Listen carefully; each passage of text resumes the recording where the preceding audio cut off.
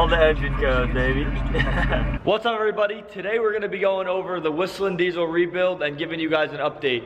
This video is a little bit delayed due to my SD card actually snapping in half. There was some footage on there that I wanted to show you guys of him ripping the seats out. The carpet was soaked. It was very musty inside there, but it's life, things happen, we gotta keep moving forward. Sadly, it could not be fixed, so we're gonna head back out there today and try to kind of recap from where we left off and show you guys what's going on, what the plans are, and slowly but surely, this build is coming together. And if you guys do wanna stay updated, make sure to subscribe, turn the bell for notifications. Please don't forget, like this video, and let's get over there.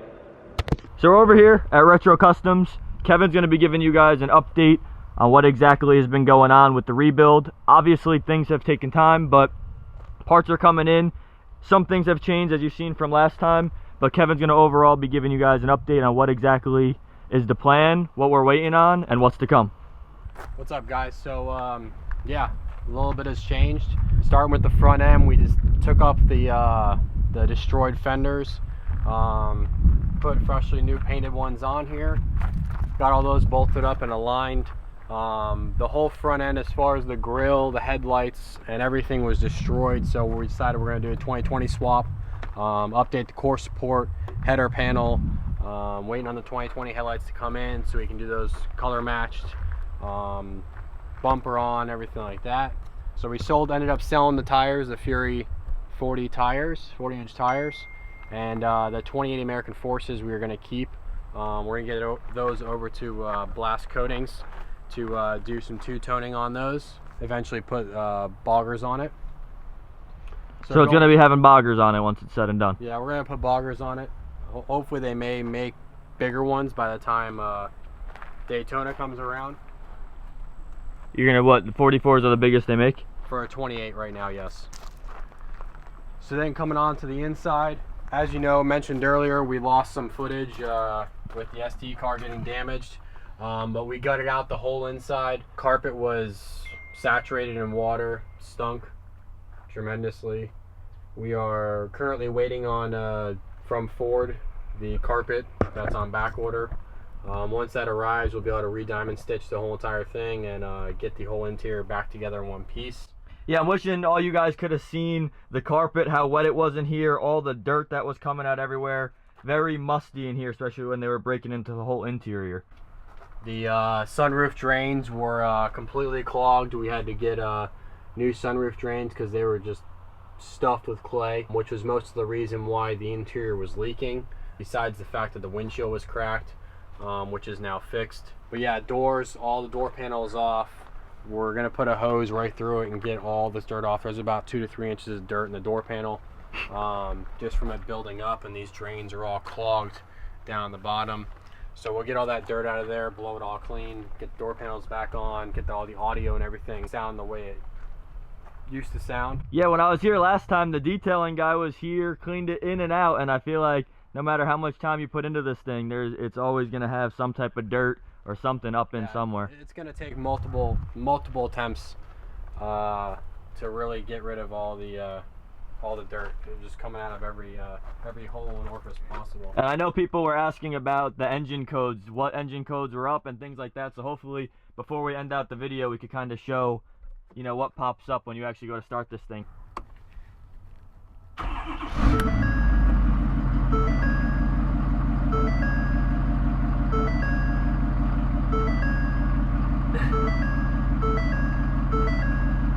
A lot of it is just stuff that's either unplugged or been ripped out.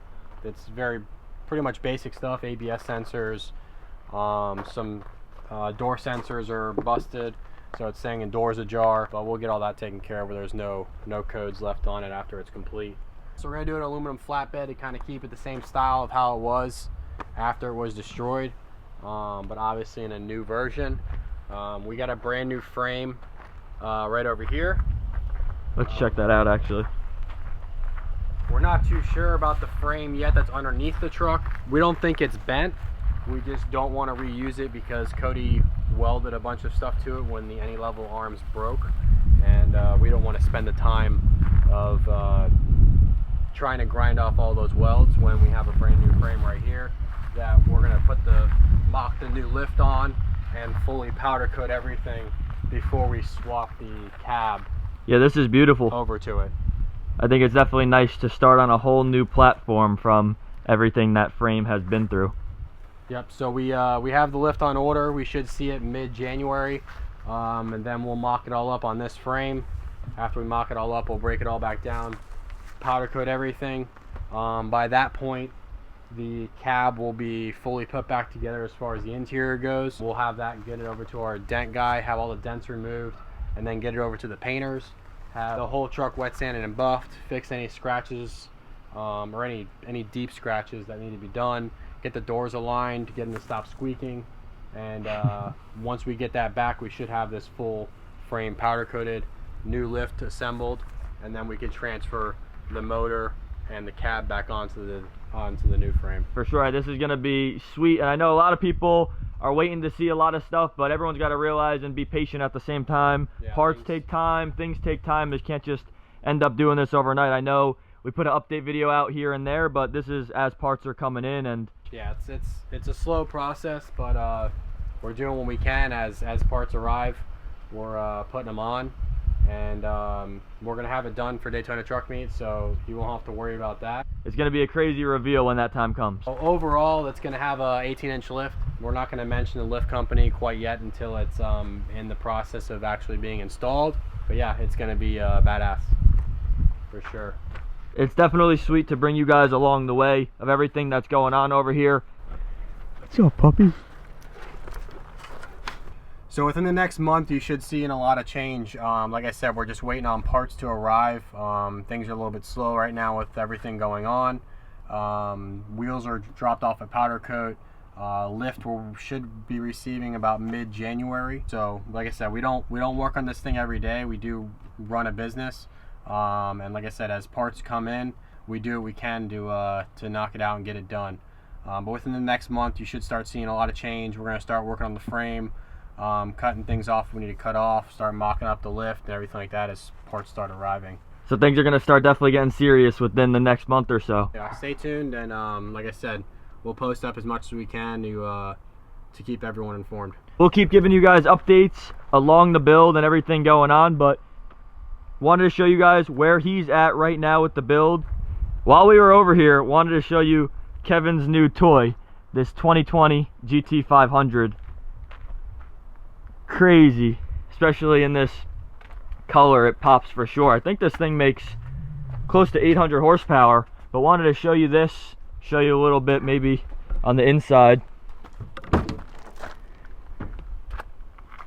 This is gorgeous.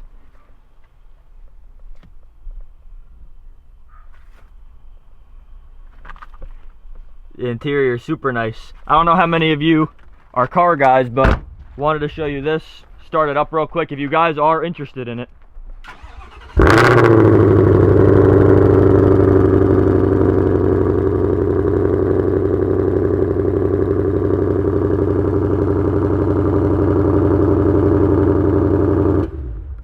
If you guys do want to see some more footage on this, start up, driving, things like that, leave that in the comments also. There's already been a lot of offers for people trying to purchase the truck once it's complete, and even people that have wanted wheels, tires, parts off of it as of right now. He recently just sold the tires that were on this, but just to show you guys the 2816 Forces, just waiting for boggers.